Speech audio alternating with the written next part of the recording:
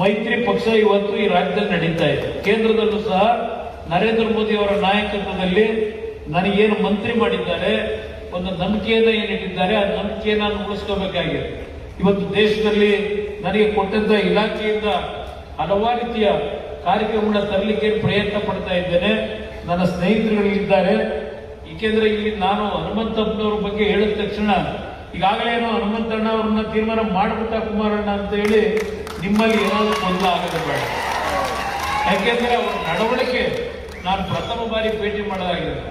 ಬಹುಶಃ 2018 ಅವತ್ತೇನು ಬಿಜೆಪಿ ಮತ್ತು ಕಾಂಗ್ರೆಸ್ ಬಿಜೆಪಿಯಿಂದ ಇಬ್ಬರು ಅಭ್ಯರ್ಥಿಗಳು ಹೊರಗಡೆಯಿಂದ ಬಂದ್ಬಿಟ್ರು. ಒಬ್ಬರು ಸಿದ್ದರಾಮಯ್ಯ ಅವರು, ಇನ್ನೊಬ್ರು ಶ್ರೀರಾಮುಲು ಅವರು.